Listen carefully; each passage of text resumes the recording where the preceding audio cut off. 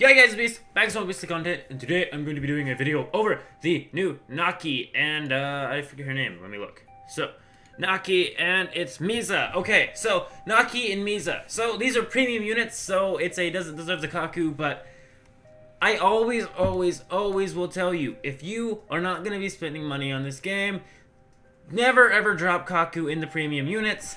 They'll end up being in tickets later, but these guys are pretty good. Still gonna say if you're not spending any money on the game though, not to drop any kaku into this.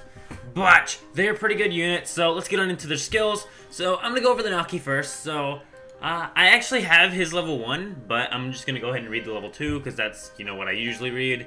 And then we'll go up from there. So I'll read his level 1 first. It's basically hit a single enemy 3 times for 1.5 times damage and lowers durability by 3. Then level 2, and we'll go from there. So, level 2, hit a single enemy 4 times for 1.6 times damage and minus 4 durability. His level 3 is hit a single enemy 5 times for 1.7 times damage, lowers durability by 5, and a high chance to cause paralysis for 3 turns.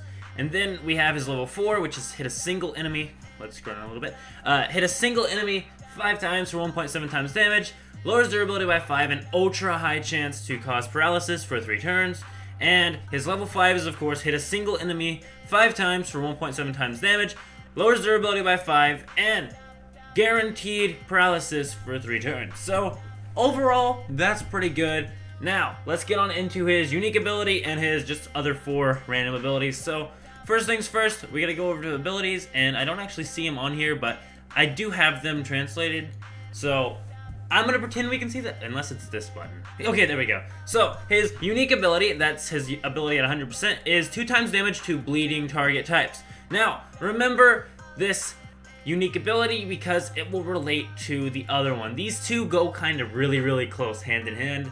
These 2 units specifically, they kind of really hold hands really well once they're 100%. But anyway, so 2 times damage to bleeding targets, plus 2,000 HP is his first ability, which is kind of and you know, it's kind of there. He has 9k HP when he has that, well, 8,950, but you know, basically 9k. And then the second one is plus, I do believe that's like plus 400 attack.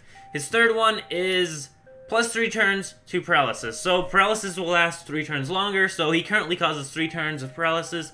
Plus this ability, he'll have 6 turns of paralysis going on, so basically, he causes paralysis once, it's game over. Paralysis is all the entire time. And then of course, his fourth one is cut damage taken from red types by 20%. He is a green type, and I do believe the typing wheel has it where...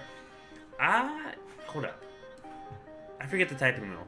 Yeah, he's a green type, and he takes less damage from red types. Okay, so he does have type disadvantage from red types normally, but with that lowering amount of damage that he's going to be taking, he's going to take less damage than he normally would. It's a pretty good skill ability overall, but let's get on over to his counterpart. He has really low defense, his attack's pretty high, and his health is not the worst, but let's get over into his counterpart, which is the Miza. So, first things first, let's read the stats off. 9.9k HP, 960 attack, and 415 defense, so not too bad on the defense, not too bad on anything else. Like, 400 defense, it's alright. 300, it's bad. Like, it's only 100 defense shy of being good or bad when it comes to defense.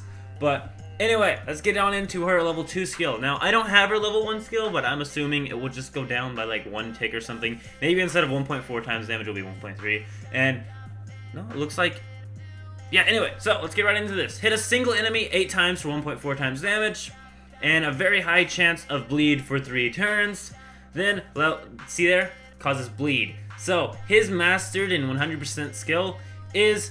unique skill is 2 times damage to bleeding targets, so she causes bleed, then he gets a 2 times buff because the enemies that she caused bleed to are bleeding. Now, that's at her level 2 skill. I'm assuming she also causes bleed at level 1. Like, she's instantly causing this bleed, so you don't even have to have her mastered up, though you would have to have him mastered up to get that unique ability to actually perk off.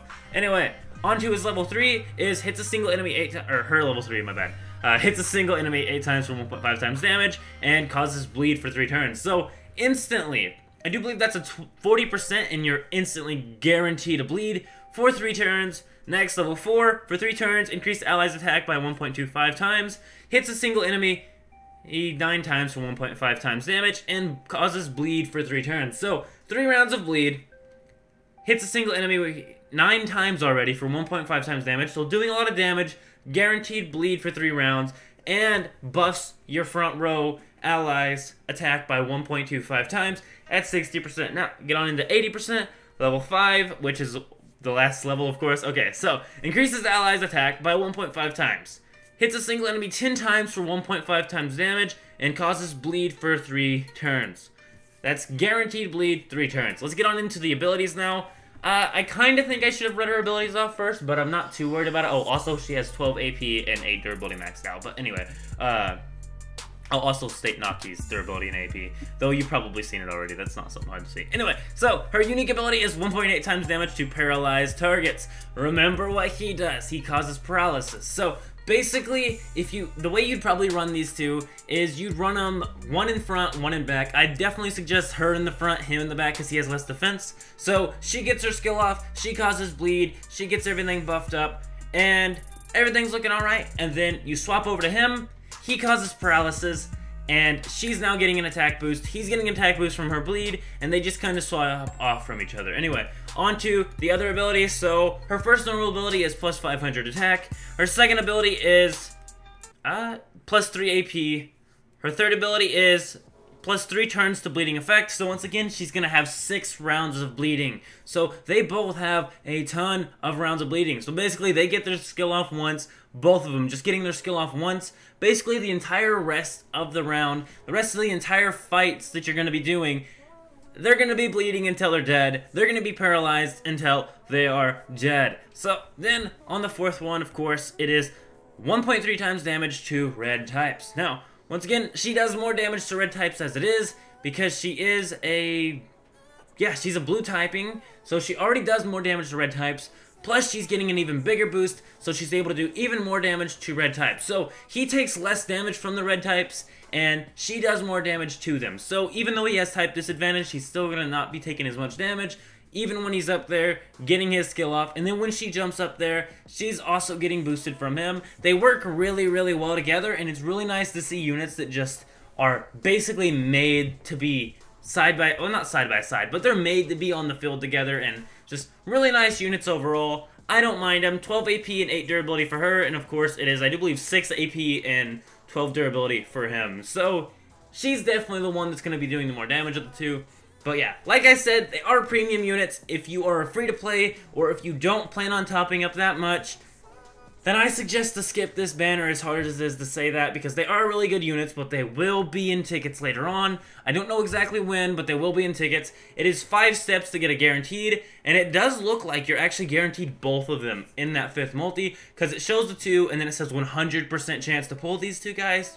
So you're 100% guaranteed to get both of these in your 5th multi. So what's that? I do believe that's probably 250 kaku, unless they change the price every once in a while in a multi, but I'm assuming they're not going to lower it. It's just going to remain 50 kaku no matter what, if the first one's 50. But anyway, yeah, basically, 5 multis in, you're guaranteed to get both of them. So I guess the maximum amount of, like, rotations of 5 you'd have to do is probably, like, I do believe that's 6, because you need 5 dupes and then also 1 each.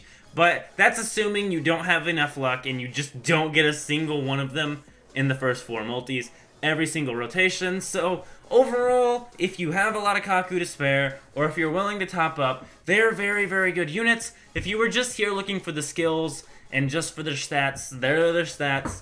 They are good units, but it's a premium banner, so I would definitely suggest just holding back and not summoning on them, even though they're kind of tempting, because I do really like their skills.